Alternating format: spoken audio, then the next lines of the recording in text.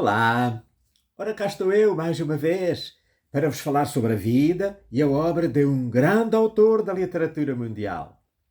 O meu nome é Sebastião Barata e hoje vou falar-vos de Curzio Malaparte, o pseudónimo de Kurt Erich Zuckert, que foi um escritor, jornalista, militar, poeta e ensaísta italiano, além de diplomata, agente secreto, roteirista, correspondente especial e diretor de cinema, nascido em 1898 e falecido em 1957. É uma das figuras centrais do expressionismo literário da Itália e do neorrealismo e ficou conhecido especialmente pelos seus romances Caput e A Pele. Kurt Erich Zuckert nasceu em Prato, na Toscana, filho de mãe italiana, a milanesa Eda Pirelli, e pai alemão, o tintureiro saxão Erwin Zuckert.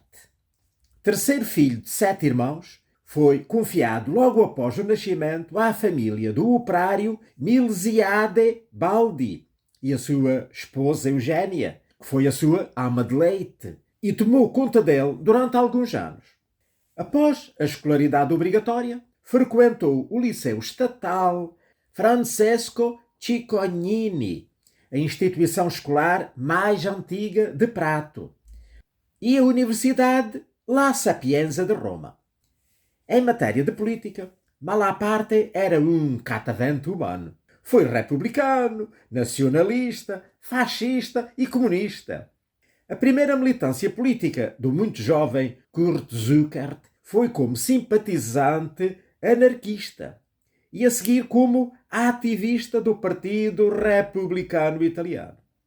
Em 1914, aos 16 anos, com a eclosão da Primeira Guerra Mundial, decidiu voluntariar-se para a frente, juntamente com o seu irmão Alexandro.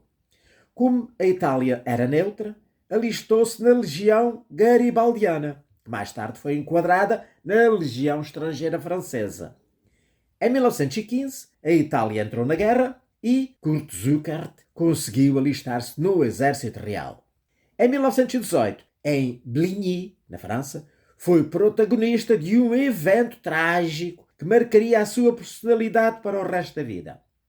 Um dos seus camaradas foi atingido por uma granada alemã que o dilacerou de modo irreparável. Como estava a sofrer muito com os ferimentos, o futuro Curzio Malaparte, seu grande amigo, matou-o a tiro, a pedido do próprio ferido. O trágico episódio foi mais tarde relatado pelo escritor no livro póstumo Mamma Marcia. Após a derrota de Caporetto em 1918, a sua unidade regressou à França, onde sofreu um ataque químico do exército alemão, tendo os seus pulmões sido danificados pelo gás mostarda, o que estaria na causa da sua morte mais tarde. O hospital onde foi internado foi bombardeado e o jovem Zuckert salvou-se saltando de uma janela. Imediatamente após a guerra, escreveu e tentou publicar o livro Viva Caporetto, um romance-ensaio sobre a guerra, onde via a Roma corrupta como o principal inimigo a ser combatido. Em 1919, após concluir a escrita da obra, iniciou a atividade jornalística.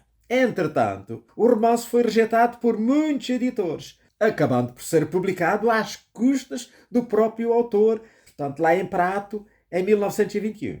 Mas foi imediatamente apreendido por desprezo às Forças Armadas, por causa do título provocador que elogiava a derrota de Caporetto. Foi depois republicado no mesmo ano com o novo título La Rivolta dei Santi Maledetti, que significa a revolta dos santos amaldiçoados. O futuro Malaparte não via na derrota de Caporetto a covardia dos soldados, mas sim a incompetência dos oficiais superiores e a rebelião das tropas contra uma guerra mal conduzida, que custou a vida de mais de 450 mil italianos. No livro, defendia que a velha classe dominante deveria ser substituída pelas gerações mais jovens da burguesia, aqueles bons oficiais das trincheiras e cercas, os franciscanos, os pastores do povo. Depois da guerra, a maior parte destes jovens aderiram ao fascismo, tal como fez o próprio Malaparte. Em 1920, juntou-se ao recém-nascido movimento fascista de Benito Mussolini e acredita-se que, em outubro de 1922, participou na Marcha sobre Roma. Em 1924, tornou-se diretor editorial de várias editoras, incluindo La Voce di Presolini. Em 1924, fundou em Roma o quinzenário La Conquista dello Stato, que representou a corrente revolucionária do regime. Malaparte estava entre os que apoiaram Mussolini quando, no seu discurso de 3 de janeiro de 1925, anunciou a suspensão das liberdades democráticas e a promulgação de leis fascistas. Ainda em 1925, aderiu ao Partido Nacional Fascista e foi um dos signatários do Manifesto de Intelectuais Fascistas de Giovanni Gentile. Mas, após o regime instaurar a ditadura, começou a defraudar as esperanças de revolução social que o atraíam. Portanto, ainda nessa altura chamado Kurt Zuckert, começou pouco a pouco a distanciar-se do fascismo. Em 1927, publicou o ensaio L'Italia Barbara, que significa Itália Bárbara, com o nome de autor Curzio Malaparte Zuckert, inspirando-se no libreto da opereta do século XIX, Os Malapartes e os Bonapartes. Está a ver aqui um trocadilho entre Malaparte, que significa parte má, e Bonaparte, a parte boa, que é o nome do Napoleão, não é? Napoleão Bonaparte. E italianizando o seu primeiro nome alemão, Kurt deu Curzio. Decidiu depois assinar-se apenas por Curzio Malaparte, que a partir de então passou a ser o seu nome literário. De 1928 a 1933, Malaparte foi co-diretor da Fiera Literária. Em 1929 fez uma viagem à União Soviética, onde conheceu Stalin, Maxim Gorky e Mayakovsky. Em 1929 foi nomeado diretor do jornal La Stampa, de Turim. Em 1931, suspeito de simpatizar com os fascistas de esquerda, a filiação de Malaparte no Partido Nacional Fascista foi revogada e afastado do jornal La Stampa. Partiu para a França, onde amadureceu a atitude crítica relativamente ao fascismo e publicou em Paris, portanto, em francês, o livro Technique du coup d'État, que está traduzido em Portugal, Técnica do Golpe de Estado, que viria a ser publicado em italiano apenas em 1948, com o título Técnica del Colpo di Stato. Reconhecido como um profundo ataque a Hitler, que, portanto, como sabemos, governaria a Alemanha a partir de 1933, e a Mussolini, referia-se ao golpe de Munique e, veladamente também, à marcha de Mussolini sobre Roma. A técnica do golpe de Estado, que é uma obra meio ensaio, meio romance, foi considerada como um convite à conquista violenta do poder através do derrubo do Estado. Embora Malaparte sustentasse o contrário, afirmando que a sua intenção era realizar uma análise técnica com o objetivo de defender o próprio Estado. Ora, estando-se na era fascista, foi lido pelo regime como uma obra subversiva, que implicitamente incitava a derrubar o governo fascista. Mussolini proibiu para não irritar a Alemanha. Em 17 de outubro de 1933, Malaparte foi preso e encarcerado na prisão Regina Coeli por ordem de Mussolini, sob a acusação de afirmar falsamente que Italo Balbo conspirava contra Mussolini. Após um mês de prisão, o Malaparte foi condenado a 5 anos de reclusão na ilha de Lipari. Mas, graças à intervenção de Galeazzo Ciano, que era o genro de Mussolini e que era ministro dos Negócios Estrangeiros, seu amigo, obteve a transferência no verão de 1934 para a ilha de Ischia e depois para Forte dei Marmi, no norte da Toscana. A reclusão terminou ao fim de 2 anos e meio, mas continuou a ser vigiado pela OVRA, que é Organizzazione per la Vigilanza e la Repressione dell'Antifascismo, portanto, que era a polícia secreta italiana. Malaparte passou o confinamento com uma companheira, chamada nos seus livros de Flamínia, uma nobre piemontesa casada. Aliás, ele teve várias amantes ao longo da vida, uma das quais, aliás, se suicidou. Durante o confinamento, ele publicou trabalhos no Corriere della Sera sob o pseudónimo de Cândido. A partir de 1935, Malaparte teve um conflito com o senador Giovanni Agnelli, que foi o fundador da Fiat, que ameaçou a viúva do seu filho Eduardo Agnelli, Virginia Bourbon del Monte, de lhe tirar para sempre a guarda dos seus numerosos filhos. O motivo era ela ter um caso com o escritor, que teria começado ainda antes dela ficar viúva e dele ter sido preso. Com esta ameaça, o Agnelli conseguiu evitar um possível casamento da Virgínia com o escritor, que esteve marcado para 1936. Em 1936, o Malaparte começou a construir a Villa Malaparte, uma residência empoleirada numa minúscula península rochosa chamada Capo Massullo, na costa de Capri, com apenas 100 metros de comprimento por 30 de largura, limitada de 3 lados por penhascos, debruçados a cerca de 200 metros de altura sobre o Mediterrâneo. A Villa Malaparte tornou-se um ponto de encontro de artistas e intelectuais, um dos salões sociais mais exclusivos da época. Entretanto, Malaparte fundou e dirigiu a revista Prospective, que se publicou entre 1937 e 1943.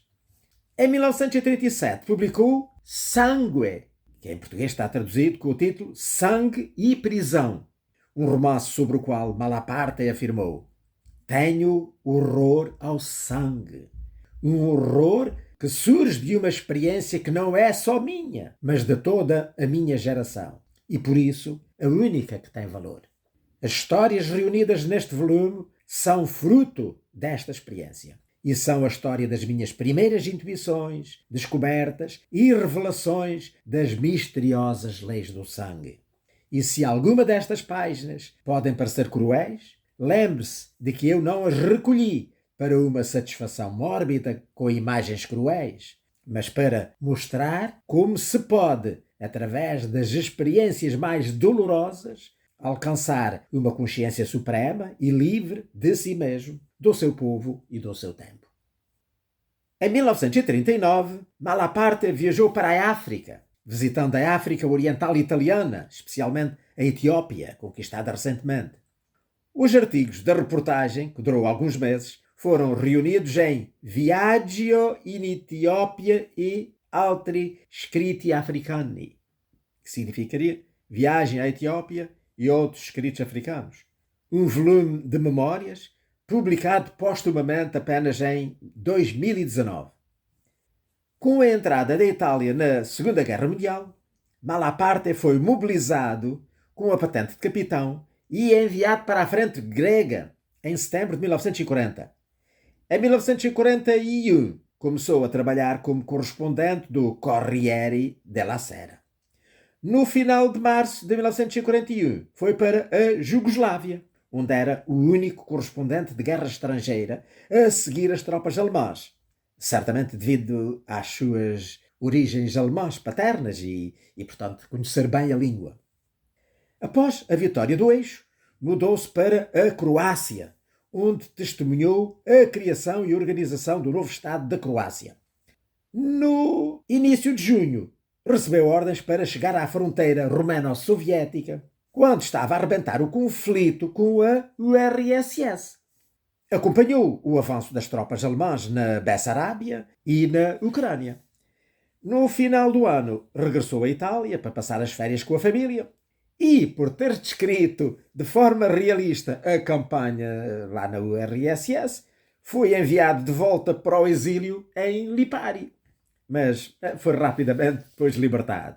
E no dia 7 de janeiro de 1942, deixou Roma, seguindo para a frente oriental. Como nos seus escritos anteriores tinha tomado uma atitude crítica em relação ao regime nazi e elogiado a eficiência do exército soviético, as autoridades alemãs já não lhe permitiram aproximar-se do teatro de operações. Em fevereiro deixou a frente oriental e passou mais de um ano na Finlândia. Em 25 de junho de 1943, recebeu a notícia da queda de Mussolini e voltou para a sua casa em Capri. Mas a Itália continuava a ser uma aliada da Alemanha e o Malaparte esteve preso em Roma durante algum tempo por apoiar uma revolta contra os alemães. As experiências vividas durante os vários teatros do conflito forneceram a Malaparte o material para o romance Caput, escrito durante a sua campanha na guerra e finalizado depois lá em Capri, e que foi publicado em 1944. Ora, eu andei a ler este romance esta semana e tenho aqui o Caput. Como provavelmente já não poderei depois falar mais lá para o fim, já dizer algumas coisas sobre o livro. Este romance é provavelmente a sua obra mais conhecida no mundo. Embora frequentemente acusado de autoelogio do autor, representa um relato vívido e surreal dos círculos militares e diplomáticos italianos e nazis, bem como uma forte acusação às atrocidades da guerra, incluindo as deportações e massacres de judeus romanos. Essa cena está descrita ali no livro com muito realismo, como aliás toda a obra. Malaparte relata num estilo multilingüe, portanto ele fala ali em várias línguas e raramente tem a tradução. Portanto, relata factos que o escritor viveu realmente, como o jantar com o Hans Frank, que era o governador-geral da Polónia, mais tarde enforcado em Nuremberg por crimes contra a humanidade. O Malaparte descreve-o sarcasticamente, embora de modo ficcionado, como o rei dos polacos, com a sua corte renascentista. O protagonista, que era o próprio autor, vagueia por várias áreas do conflito, formalmente como um capitão do exército italiano, mas desempenhando, sim, concretamente o papel de correspondente de guerra. Também se debruça muito sobre a vida na corte romana do então ministro das Relações Exteriores, o Galeazzo Ciano. Afirma também ter entrevistado o Adolf Hitler, sobre o qual não mudou de ideias, permanecendo basicamente um anti-alemão e um anti-austríaco, apesar das suas origens pessoais germânicas. O Caput, que é uma palavra alemã, que significa destruído, arruinado, morto, estragado. Portanto, o Caput é um romance-ensaio de ficção que mistura realidade com muita ficção. Um estilo que é típico do Malaparte. Mesmo nas suas crónicas jornalísticas, muitos dos detalhes que a Malaparte relata foram inventados. Isto disse o Dominique Fernandes, que era um escritor, ensaísta e italianista francês, sobre o Malaparte. A partir de 8 de setembro de 1943, o Malaparte colocou-se ao lado do governo de Pietro Badoglio, que era o primeiro-ministro que substituiu Mussolini, que rapidamente negociou a paz com os aliados. O Malaparte foi acusado de oportunismo pelos aderentes à República Social Italiana, estabelecida no norte da Itália pelo Mussolini, que era apoiada pelas tropas do Terceiro Reich alemão. No entanto, em novembro, ele foi novamente preso, já era a quarta vez, desta vez pelo Serviço de Contra-Espionagem dos Estados Unidos, devido às suas atividades diplomáticas anteriores. Mas poucos dias depois foi libertado, pois ele tinha informações úteis e já tinha mantido relações com os aliados, com vista ao armistício. Portanto, ele já não era fascista, já mais uma vez estava a mudar as suas opções políticas. A partir daí, ele decidiu passar a colaborar oficialmente lá com o SIC, que era o Serviço de Contra-Espionagem dos Estados Unidos.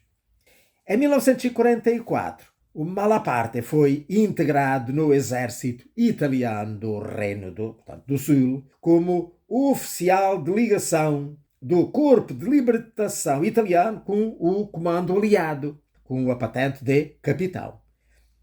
A chegada das forças norte-americanas a Nápoles e o profundo estado de prostração da população da cidade constituem o núcleo narrativo do romance seguinte, La Pelle, que está traduzido em Portugal com o título A Pele.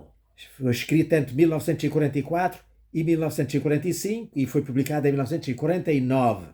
O título deveria ser A Peste, mas foi mudado para A Pele para não se confundir com o romance com o mesmo nome do Albert Camus, que tinha sido lançado 2 anos antes, em 1947.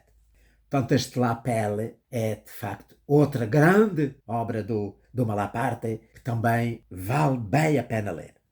A obra, portanto, La Pelle, animada por grande realismo e descrições grosseiras do cotidiano e da humilhação moral e física do povo, em especial lá o povo napolitano, por vezes beirando o grotesco, o macabro e o surreal, como uma descida a um verdadeiro inferno dantesco, foi colocada no índice dos livros proibidos da Igreja Católica, no ano seguinte, em 1950, devido principalmente a uma cena onde o Malaparte relembra um período na frente russa e que retrata um grupo de judeus crucificados em árvores pelos nazis na Ucrânia, que a Igreja considerou blasfema e ofensiva para a religião.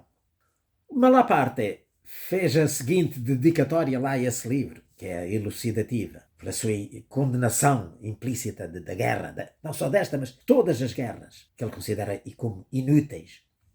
À memória afetuosa do coronel Henry H. Cumming, da Universidade da Virgínia, e de todos os bons, bravos e honestos soldados americanos, meus camaradas de armas de 1943 a 1945, que morreram em vão pela liberdade da Europa.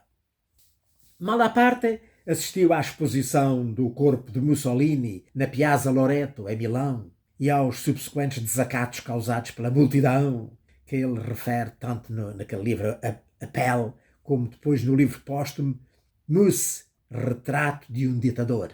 Escreveu, neste último, era uma multidão, não de vítimas inocentes, mas de cúmplices. Eu não me importava nada que essa multidão imunda tivesse as suas casas em ruínas, as suas famílias espalhadas e estivessem famintos, pois tal multidão tinha merecido. Todos tinham sido seus cúmplices, até ao fim.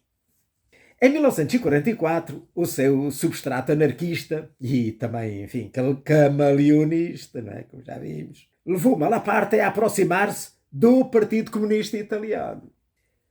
Em 1947, Malaparte publicou Il Sole è Cieco, está traduzido em Portugal, O Sol é Cego, um romance que é uma metáfora, onde a cegueira é simbolizada pela indiferença com que o sol presencia a desgraça humana da guerra. Nesse ano, o Malaparte voltou para Paris, onde escreveu as peças Du côté de chez Proust, de 1948, e Das Kapital, de 1949. Outro trabalho teatral, Anche le donne han perso la guerra, e que também está traduzido em Portugal, com o título As Mulheres Também Perderam a Guerra, foi representado em 1954 na Bienal de Veneza. Em 1950, Malaparte escreveu e dirigiu o filme neorrealista Il Cristo Proibito, o Cristo Proibido, que, apesar de censurado, foi apresentado no Festival de Cannes, onde teve pouco sucesso, mas, no entanto, ganhou o prémio da cidade de Berlim, no Festival de Berlim, no ano seguinte. Em 1953, Arturo Tofanelli, que era o diretor do semanário Il Tempo, foi pessoalmente a Paris para convencer o Malaparte a escrever uma coluna sobre atualidades italianas. Então o Malaparte aceitou e regressou à Itália para então acompanhar de perto os acontecimentos da nação. A coluna, chamada Battibecco, foi publicada todas as semanas até à morte de Malaparte. Aliás, ele foi um colaborador do Il Tempo vários anos, desde 1946 até 1956, como correspondente tanto do interior como dos fora da Itália. Em 1956, o Malaparte publicou Maledetti Toscani, que também está traduzido em Portugal, com o título Malditos Toscanos, que era um longo ensaio sobre a região italiana da Toscana, a sua cultura e a sua capital, portanto, Florença. Em inícios de 1957, empreendeu uma viagem à URSS e à China comunista.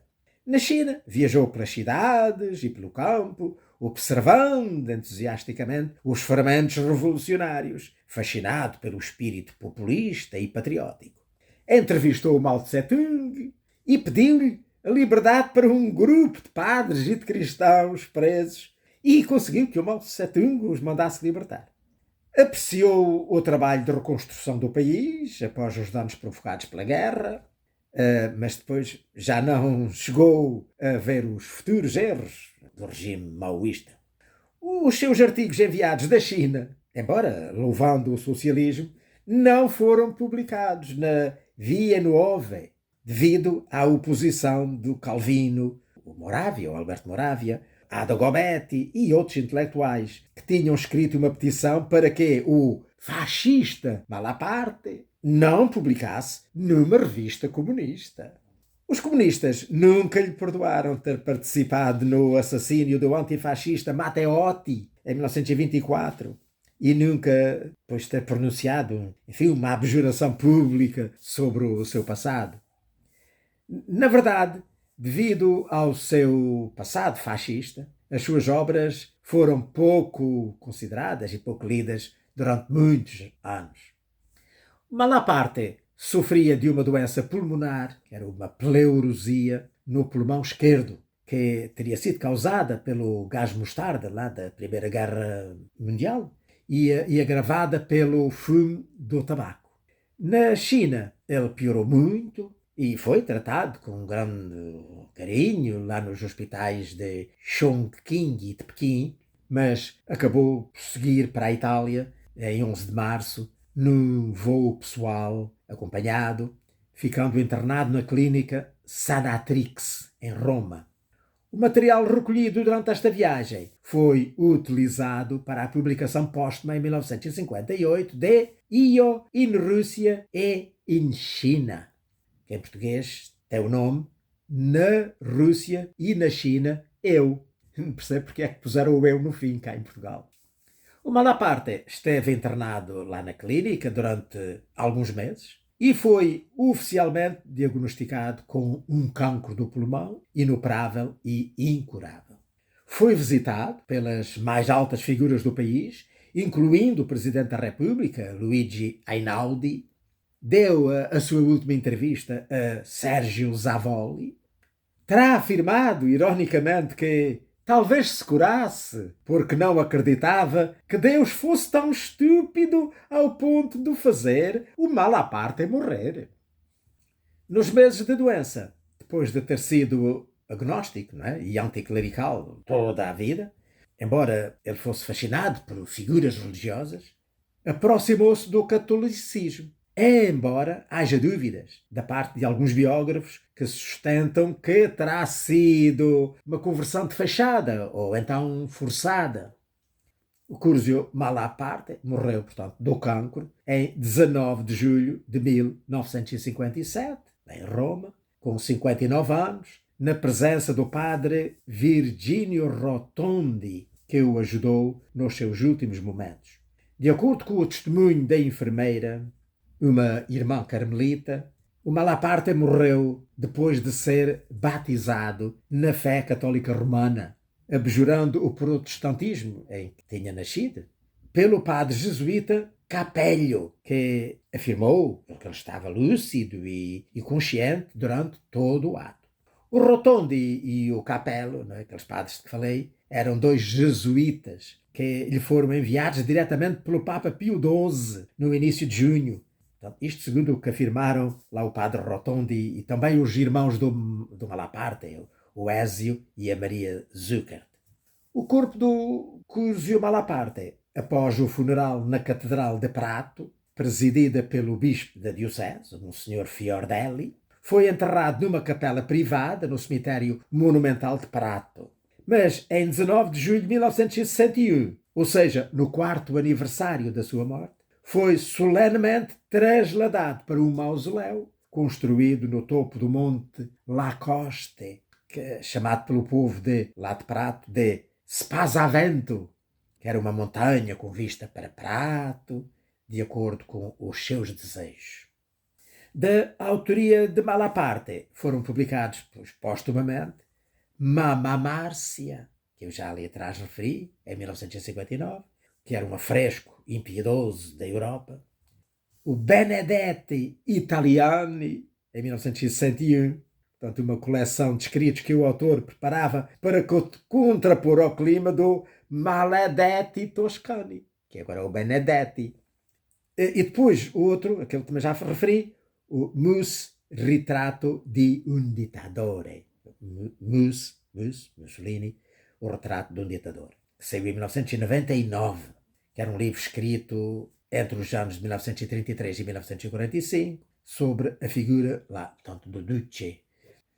E também muitos outros escritos menores têm sido publicados. Vários deles são coleções de artigos seus, recolhidos dos jornais e revistas onde publicado. E pronto, olhem, por aqui fico. Espero que tenham gostado desta conversa de hoje sobre o Curzio Malaparte, um escritor e jornalista e político italiano. Espero ter vida e saúde para cá voltar na próxima semana para vos falar sobre a vida e a obra de outro grande autor da literatura mundial. Ora, passem muito bem.